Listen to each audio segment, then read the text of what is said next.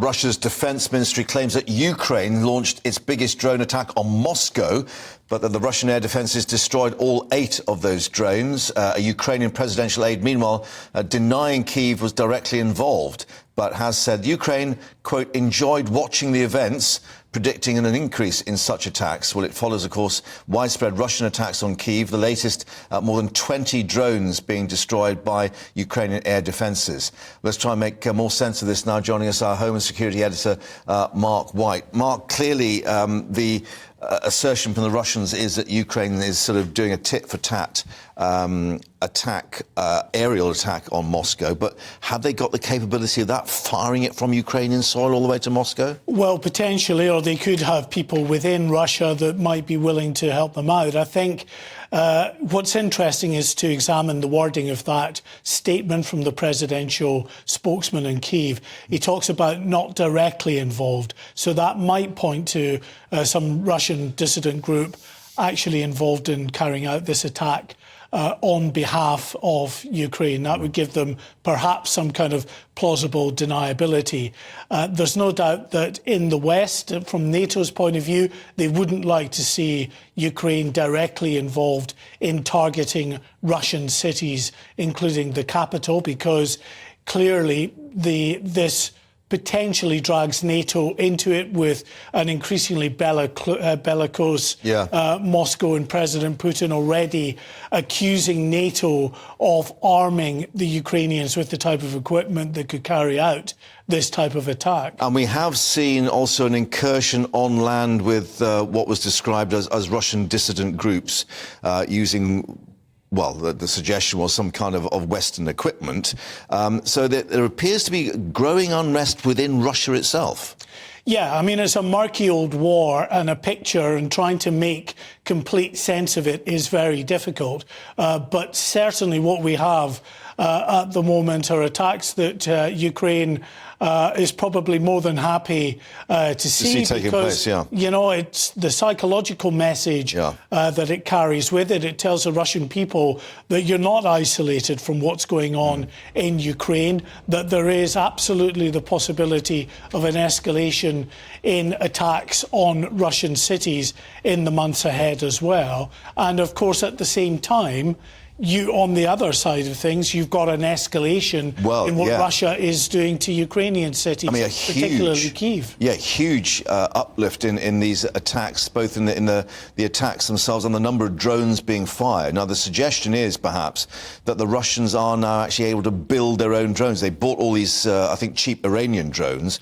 Suggestion now they're reverse engineering them, which means they just keep sending them across the border. Yeah, I mean, and that is an important development, I think, because that just then gives them the capability to send many, many more drones, as you say, into Ukrainian cities, particularly Kyiv.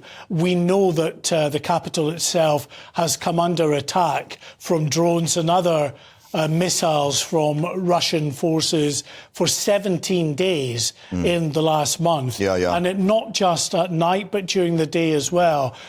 Ukraine is being aided to a very large degree by Western capabilities. For instance, the Patriot missile being supplied by the US is really helping them in terms of taking out these drones before they're able to strike their target. But on both sides, both in, of course, as you're watching here, over Ukraine and in Russia, yes, they're taking them out of the sky, but that doesn't mean that the risk is necessarily over. Some of the people that are being killed, one person killed in Kiev overnight, was struck by debris of these missiles and drones being shot from the sky, crashing down, exploding, setting buildings on fire. Yeah, and of course the whole question about how depleted the Ukrainian air defence weaponry is becoming in terms of all these missiles being fired off. That goes two ways, of course, as well, because Russia would also be depleted in the drones and the missiles they're sending over. Well, let's get the view now from Ukraine itself, because I'm glad to say we can speak to the youngest Ukrainian MP, member of the country's armed forces too, Sviatoslav Yurash, who can join us. Thank you very much indeed for your time. Just to pick up on what Mark was saying there about the defences, the air defences, they do appear to be holding there, but clearly you are using up a lot of munitions in having to shoot down these drones. we are blessed not to be alone this century.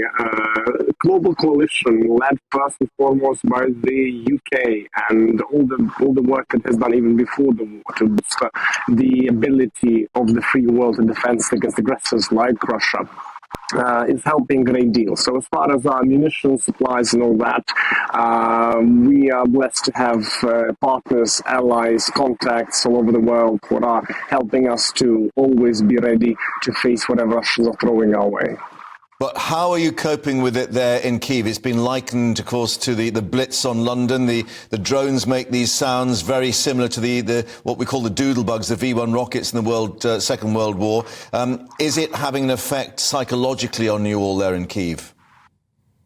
Well, first, I mean, the whole last night was basically was explosions and cars going off and drones in the air. So basically, last night there wasn't much sleep to be gained around the capital. But as far as the morale and the perspectives the Ukrainians have on the matter, they are very clear. In every poll and measurement done by Ukrainian or international pollsters, Ukrainians are very much determined to defend their country no matter what. They understand that it is a challenge for our century and they are united as ever in the defense of our home. OK, well, Vladislav, thank you very much for updating us. We do have a bit of interference on the line there with you in Kyiv for understandable reasons, but thanks for very much updating us there. And, of course, we'll speak to you in the coming days. But let's just return to Mark for one final thought. And we've still not seen this long-expected spring offensive, as you call it, now we're nearly into summer. Funny you should say that. Intelligence reports on the ground there suggest that perhaps as late as this week, maybe as early as this week, I should say, maybe into next week, we might finally start to see that counter-offensive launched by the Ukrainians on the ground. They've been building up their weapons stockpiles and equipment from the West in recent months, training their infantrymen and women in the use of a lot of these sophisticated weapon systems supplied by the West. But it seems within a matter of days that things could get underway. And what are we likely to see? I mean, is it, the tanks literally rolling across with the infantry streaming behind it, or is it just going to be rockets and artillery fired across? A mix of all of that. And certainly they are getting more tanks arriving. It's not a quick process, that, because we know that hundreds of Ukrainian military personnel have been brought to the UK, been sent to Poland as well, where they're being trained in these NATO tanks. Of course, the tanks that have been supplied... Leopards and Challengers, the Challenger tanks that have been supplied by the UK, the Leopards by Germany, Poland and other NATO countries there. It takes a while for them to get up to speed on that and, of course, to get all of the tanks in country.